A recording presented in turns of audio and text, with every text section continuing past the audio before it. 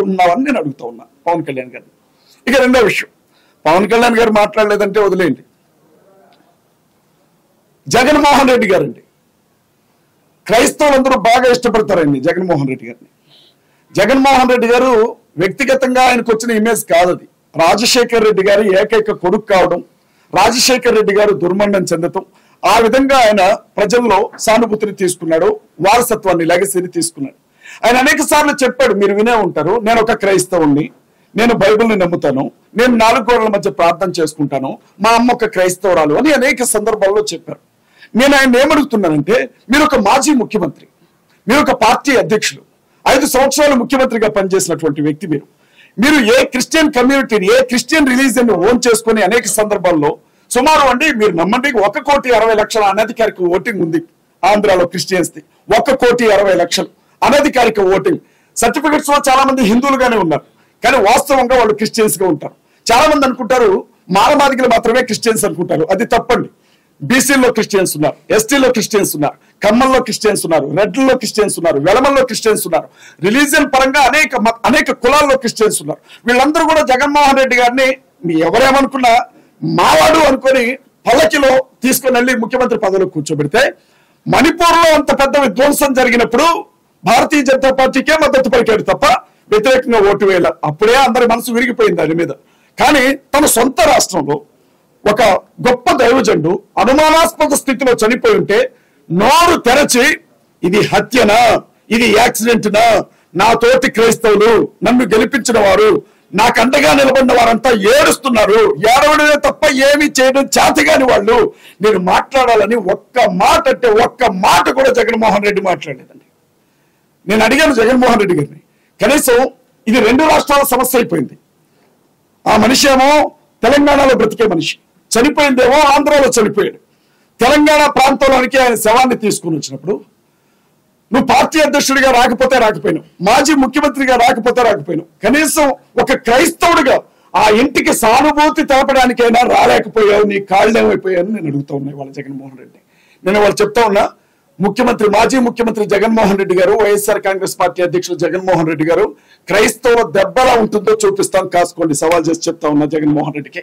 ఇన్ని రోజులు భుజాల మీద నేను మోసినాం కదా, ఈ భుజాల మీద నుంచి నిన్ను నేల మీద ఎట్లా పడగొడతామో కూడా జగన్మోహన్ రెడ్డి చూసుకోవాలా. జగన్మోహన్ రెడ్డికి ఒక్క ఓటు కూడా పడనివ్వండి మేము చెప్తా ఉన్నాం. ఆంధ్ర రాష్ట్రంలో చాలా మంది అనుకుంటున్నారు జగన్ డబ్బులు ఇచ్చి మీటింగ్లు పెట్టిస్తున్నాడు అని అనుకుంటున్నాడు. జగన్మోహన్ రెడ్డి గారికి 2 లక్షల కోట్లు 3 లక్షల కోట్లు ఆస్తున్న మా ఆత్మగౌరవం ఉందని మాకు వెంటికతో సమానం.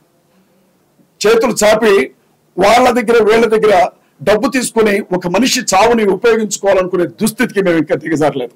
జగన్మోహన్ రెడ్డి, చంద్రబాబు నాయుడు గారినైనా మర్చిపోతామేమో, పవన్ కళ్యాణ్ అయినా మర్చిపోతామేమో, పురంధేశ్వరి గారినైనా మర్చిపోతామేమో, జగన్మోహన్ రెడ్డి గారిని మాత్రం మేము మర్చిపోండి. ఆయనకి ఖచ్చితంగా రివర్స్ గిఫ్ట్ ఇస్తాం, రిటర్న్ గిఫ్ట్ ఇస్తాం. మేము ఈ విషయం చాలా స్పష్టంగా చెప్పాలనుకునే ఈ రోజు మేము ప్రెస్ మీట్ ఏర్పాటు చేసాం. ఇంకొక విషయం చెప్తా ఉన్నాను నేను, మన తెలంగాణలో ఇక చంద్రబాబు గారి గురించి చెప్పేది ఉందండి, మీ అందరికీ తెలుసు. ఆయన క్రైస్తవులకు ప్రత్యేకంగా ప్రేమించేవాడు కాదు, క్రైస్తవుని పెద్దగా ద్వేషించేవాడు కాదు అని అంటూ ఉంటారు. కానీ వాస్తవం ఏంటంటే దళితులుగా పుట్టాలని ఎవరు కోరుకుంటారు అని చెప్పిన ఏమంటారు వాటిని, వజ్రాల, ఆ వజ్రాల లాంటి పదాలు ఆయన చెప్పినవే. ఇంకో మాట కూడా అన్నాడు ఆయన, చంద్రబాబు నాయుడు గారు, హిందువులు బై బర్త్ హిందువులుగానే ఉన్నారు, ముస్లింలు బై బర్త్ ముస్లిమ్స్ గానే ఉంటారు, క్రైస్తవులు మాత్రం డే బై డే వీళ్ళు పెరుగుతూ పోతున్నారు, దేవాలయాల దగ్గరకు వచ్చి కూడా వీళ్ళు మత మార్పిడి చేస్తారు అని చెప్పి మాట్లాడినటువంటి ఆ గొప్ప శాంతి దూత పదాలను మేము ఎప్పుడూ జ్ఞాపకం ఉంచుకుంటాం. చంద్రబాబు నాయుడు గారు నిన్న కాక మొన్న వీరయ్య చౌదరి గారు ఎవరు చంపేశారు.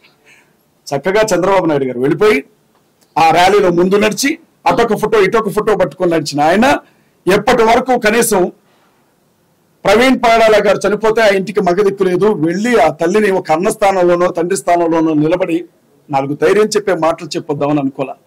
చంద్రబాబు నాయుడు గారు ఇక మీరు గుర్తుపెట్టుకోండి, పవన్ కళ్యాణ్ గారు కావచ్చు, బీజేపీ కావచ్చు, జాకీలు పెట్టి లేపినా మిమ్మల్ని ముఖ్యమంత్రి కానివ్వము ఆంధ్రాలో.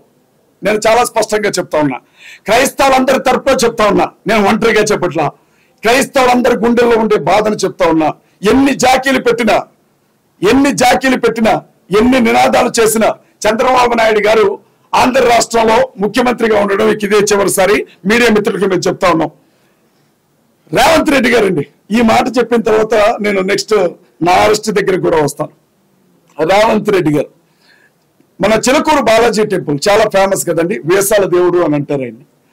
ఆ టెంపుల్ పూజారి గారిని వీర రాఘవరెడ్డి ఆయన పేరేదో ఉంది, ఆయన పట్టుకొని కొడితే ప్రతిపక్షాలు కదిలాయి, అధికార పక్షాలు కదిలాయి, కేసులు నమోదు చేశారు, అరెస్ట్ చేశారు. రేవంత్ రెడ్డి గారు ఫోన్లో మాట్లాడారు, మీరు భయపడకండి రంగరాజన్ గారు, నేను మీకు తోడుగా ఉన్నాను అని చెప్పారు. నేను కాంగ్రెస్ పార్టీలో ప్రచార కమిటీ స్టేట్ కోఆర్డినేటర్ గా ఉన్నానండి, ఇప్పుడు కూడా ప్రజెంట్ కూడా. ఇంకా నేను రాజీనామా చేయలేదు, ఈ వేదిక మీద నేను దాన్ని ప్రకటించబోతున్నాను. అలాంటి రేవంత్ రెడ్డి గారు తెలంగాణకి సంబంధించిన ఒక మనిషి దిక్కులేని స్థితిలో అక్కడ ఒక శవంలో పడిపోయి ఉంటే ఏం జరిగిందని ఒక్క మాట కూడా మాట్లాడలేదండి రేవంత్ రెడ్డి గారు. కేటీఆర్ గారు బీఆర్ఎస్ పార్టీ అధ్యక్షులు ఒక్క మాట కూడా మాట్లాడలేదండి. నేను అడుగుతా ఉన్నా, మేమేమన్నా కుష్ఠరోగులమా? క్రైస్తవులను ఏమైనా వెలేశారా ఆంధ్ర తెలంగాణ రాష్ట్రాల్లో? మేమేమన్నా అంటరాని వారం అయిపోయామా? మమ్మల్ని మీరు ముట్టుకుంటే, మా గురించి మాట్లాడితే కూడా మీకు మైలు తగులుతుందా అని నేను అడుగుతా ఉన్నా ఇవాళ. అంటే మేము ఓట్లు వేయడానికి తప్ప క్రైస్తవులు దేనికి పనికిరారా సార్? మేము పిచ్చోళ్ళం సార్. మా పాస్టర్లు ఏం చెప్తారో తెలుసా? సంఘాల్లో ఏమంటారో తెలుసా? మనకి రాజకీయం ఎందుకు అని అంటారు. మా పాస్టర్స్ ఏమంటారంటే, మన బైబుల్ మనకి చెప్పింది రాజకీయం చేయమని కాదు, ప్రార్థన చేయమని అని అంటారు. అలాంటి పాస్టర్లని ఆంధ్ర తెలంగాణలో పట్టుకొని కుట్టిన అనేక సందర్భాలు ఉన్నాయి, చర్చిల్ని పడగొట్టిన అనేక సందర్భాలు ఉన్నాయి, బైబిల్ గ్రంథాలను తగలబెట్టిన అనేక సందర్భాలు ఉన్నాయి, అనేక యూట్యూబ్ ఛానల్స్ లో నోటుకొచ్చినట్లుగా మాట్లాడిన సందర్భాలు ఉన్నాయి. ఏ రోజు కూడా ఏ పాస్టర్ రోడ్డు మీద ధర్నా చేయాల. అలాంటి పాస్టర్స్ చివరికి ఓటు వేసే సమయానికి కొంతమంది కాంగ్రెస్ కి, కొంతమంది బీఆర్ఎస్ కి, కొంతమంది టీడీపీకి ఓట్లు వేసుకుంటూ వచ్చాం. మేము మా పార్టీలు అనుకున్నాం, కానీ పార్టీలన్నీ కూడా క్రైస్తవ విషయానికి వచ్చేసరికి మీరు దేనికి పనికిరాని చెత్త నా కొడుకులరా, మీకోసం మాట్లాడడానికి ఇక్కడ ఎవరూ లేరు, మీరు అనాథ నా కొడుకులరా అని మా క్రైస్తవుని అవమానించాయి ఆంధ్ర తెలంగాణ పార్టీలు. కాబట్టి మేమేమనుకుంటున్నామంటే, ఇన్ని రోజులు హనుమంతుడికి తన బలం తెలియదంట.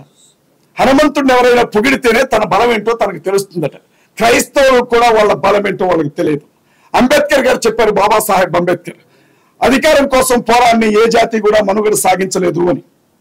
ఇవాళ మేము ఒకటే చెప్తా ఉన్నాం, ప్రతి అసెంబ్లీ నియోజకవర్గంలో నుంచి క్రైస్తవుల ఓట్లు ఎన్ని ఉన్నాయో బయటికి లెక్క తీస్తాం. ఆంధ్రాలో, తెలంగాణలో క్రైస్తవుల ఓటింగ్ పర్సంటేజ్ ఎంత ఉందో లెక్క తీస్తాం. మా ఓట్లు మీకు వద్దు కదా, 2% తో ఓడిపోయిన జగన్మోహన్ రెడ్డి గారు జ్ఞాపకం చేసుకోవాలి. మా ఓట్లు మీకు వద్దు కదా, జస్ట్ 1% తో ఓడిపోయిన ఎమ్మెల్యేలు జ్ఞాపకం చేసుకోవాలి. ప్రతి నియోజకవర్గంలో ఉన్నటువంటి మా క్రిస్టియన్ ఓట్స్ అన్నింటినీ బయటికి తీస్తాం. ప్రజాస్వామ్యవాదులైన హిందువులకు ఏం జరుగుతుందో చెప్తాం.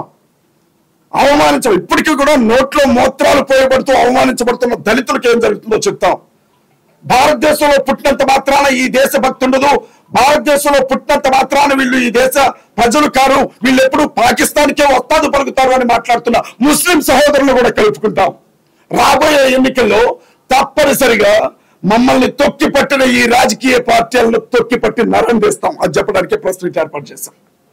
ఎట్టి పరిస్థితుల్లో వదిలిపెట్టే రాజకీయ పార్టీ. మీరు అనుకోవచ్చు, ఇది సాధ్యమేనా? రాజకీయం అంటే డబ్బుతో కూడుకుంది, కులంతో కూడుకుంది, మతంతో కూడుకుంది, ప్రాంతంతో కూడుకుంది, ఇది సాధ్యమేనా అని మీరు అనొచ్చు. అయితే క్రైస్తవులు ఎప్పుడూ ఒక గీత వెనుకుంటారు. ఆ గీత దేవుని మాట. ఆ గీత దాటి ముందుకు రారు. ప్రవీణ్ పగడాల గారి మరణం తర్వాత రాజకీయ పార్టీలు వేసిన ఎత్తులన్నీ చూసిన తర్వాత ఆ గీత తెగింది క్రైస్తవ సమాజానికి. ఇప్పుడు ఏమంటున్నారు తెలుసా? పాస్టర్స్ అంటున్నారు మేము పోటీ చేస్తాం రాబోయే సర్పంచ్ ఎన్నికల్లో, పాస్టర్స్ చెప్తున్నారు మేము పోటీ చేస్తాం రాబోయే ఎమ్మెల్యే ఎన్నికల్లో. మా ఒక్క ఓటు ఈ రాజకీయ పార్టీలకు పడ్డా మేము వ్యభిచారం చేసినట్లే. ఒక్క ఓటు కూడా ఆంధ్ర తెలంగాణలో వాళ్ళకి పడలేమో, ఎట్టి పరిస్థితుల్లో వాళ్ళకి మా సపోర్ట్ దొరకదు అని చెప్తున్నారు. యునైట్ చేస్తాం ఖచ్చితంగా. ఇంకొక విషయం చెప్తాను, అవి చెప్పనా?